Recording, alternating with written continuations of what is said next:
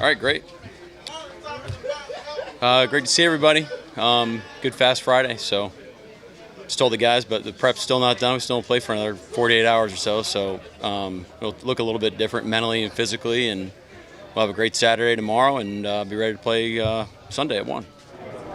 Hey, Coach, there were. How different is a week of prep doing game planning at this point after just kind of working on your own stuff? Or I think the biggest change is for everybody understanding our weekly cadence once now that we're in game week.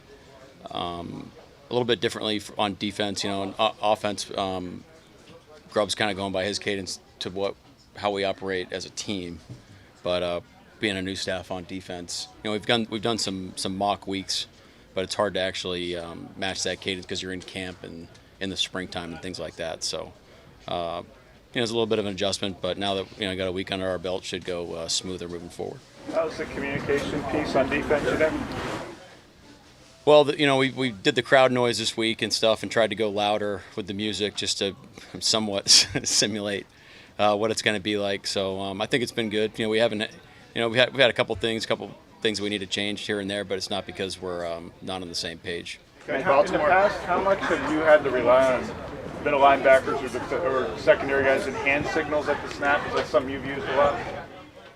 There's time and place for it. A lot of things that we're moving are anticipation, just rules based off distribution and how the offense aligns. Things are understood, but yeah, there's verbal and nonverbal communication going on. Should be at all times.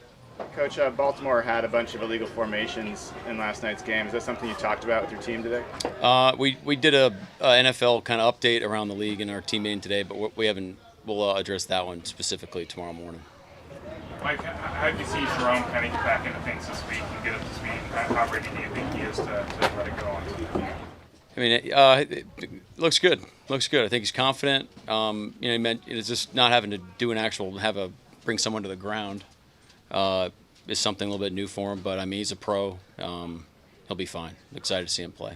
Dodson talked about the time they've spent together off the field because of the time they've missed on it together. Have you seen that pay off, that they're on the same page even though they haven't necessarily got practice reps?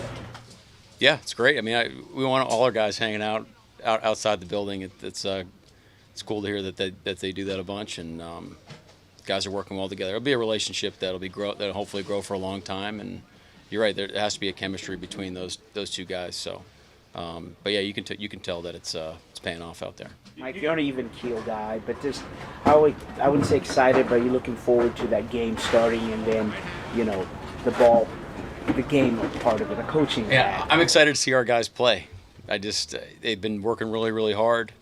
They've earned the opportunity to go out there and showcase the work that they put in, and for me personally, I still got some work to do, for between now and the game. So I'm focused on that, and then when the game hits, I'm sure it'll hit pretty hard, but not time yet.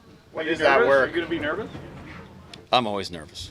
Have you met me? I mean, what is that work that you do between now and the game? It's just it's par for the course. Late game situations. Really finalizing what we're gonna lead the game with and how we're gonna call it. But I'm sorry, yeah, just normal operating procedure. You coached there in 2019 at Bowman with Baltimore, if I recall, right? Do you remember anything of kind of the atmosphere then and what that was like to coach again? Well, I was in the booth, so that was a bummer. It's good for me, I guess. But yeah, is all the things. I mean, we had talked about it. It's an issue, so it's something that you talk about as a team throughout the whole week about the noise and what it's like and the atmosphere and the electricity. Didn't necessarily hear it, but you still can feel it from being inside the booth. So, I'm glad we're on this side now. In terms of like fourth down decisions and stuff, is that only a discussion between you and Brian, or is Grubb in there as well? Well, so we're all part of it throughout the week, but when we happen in real time, some certain situations you'd go to Grubb on like confidence level because there's some numbers involved, but for the most part, we kind of know going throughout the drive, and it's ultimately going to be my decision. Who's your point person up in the booth for like replay situations? Brian Ayers is doing a great job with all that type of stuff, but yeah, he's the guy in my ear. We're talking constantly. Man, we're just running all over you. I'm That's sorry. okay. And this, I guess we're excited too. In this defense, how important is spacing just even on the 3 blocks. I mean, in terms of the D line. That's the first time I've ever gotten that question. That's a pretty good question. It's extremely important. It's a matter of space. We're trying to restrict space at the point of attack.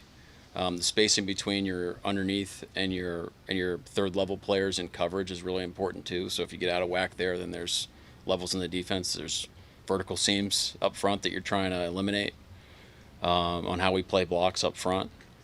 Pass rush, it's tough. You only got 4 guys.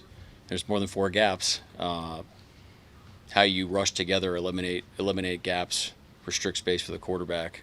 So I mean, you could name a play, and that's the name of the game. So open field tack. I mean, I could go on forever, but yeah, it's exciting to talk about. Is that where the communication's important then? I think it's just, I think like what your expectation is, what your job description is, based off of like the reaction that the offense gives you. I wouldn't say communication's on the list, but it's kind of like, yeah, How did you come to decide on Brian? Brian was already here, I think. So how did you kind of come to decide on him to be your guy for that stuff? Well, yeah, I mean, everybody needs someone that does it. Brian is a great passion for the Seahawks, which I really appreciate. Came highly regarded from John when we got here, and just great spirit about him, just an unbelievable enthusiasm. Works incredibly hard. So he's done a lot of work between February 1st and now on you name it. So he's been a tremendous asset for our team, for me. Just a fun, awesome guy to be around. I mean, he loves football, and he's really, really smart, and he's a great communicator. Puts together a ton of presentations for the team. Always looking around corners, chasing edges. I love his attitude. So not enough good things to say about Brian. Do you have any pregame routines or rituals for people? Yeah. I mean, I go for a run, get there early. Kind of finalize some things, talk to the coaches, but yeah, games are like tests. It's like you have to it's hard for me to turn it off. So you're just constantly working on it, situationally. And then when we kick it off, then it's like getting the test in your hand, then you kind of see what the questions are and see if you know them. And if you don't know them, you try to figure them out, before time's up. That's pretty much how it goes. You run the stadium steps? No, I got to figure out a place around here. Yeah. This spacing issue, is there a way to scheme fix that during the game without leaving something else open, or is that players just got to know that from their assignments? Well, is there like a spacing thing going on? Like, is there like that's the first? I've never gotten one question on spacing, and I got 2. Yeah, I think if there's voids in the defense, or if there's a timing issue on second level types plays. You can adjust people's alignments, things like that, but which we've done a couple times. I really still think it's just like, hey, just follow the love of your training, go play ball, and things are going to happen. Like they're going to have at some point something's not going to work. Let's go to the next play. Let's try to fix it moving forward, and then just keep plugging away. Obviously, you're focused on the task at hand, but at any point this week, or maybe it'll be Sunday, you take a minute to just reflect on everything that's transpired, going back to last winter and your job, moving out here. You broke some more news on the radio of other life changes. Oh, yeah. It's been a big year for you. Yeah. Just reflect on that at all? Or what do you think? I want to be like, yeah, of course, I'm going to sit down and meditate, but like, no, I'm not going to. No, we got a big job ahead, and our focus is literally just trying to get our guys ready to play and play the best. Just make the right decisions throughout, just to help the guys. It's really.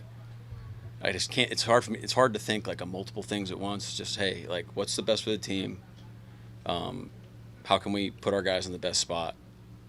What do we got to do next? That's really how it goes. Coach, a lot of preseason rankings have the Seahawks as one of the bottom 10 teams. Do you utilize bulletin board material at all? I haven't yet. I wasn't aware of that ranking. But do you remember the rankings before last season? I don't. No, I don't think a lot of people do. So we know how it ended, though. How did Tyler look this week? Tyler looks good.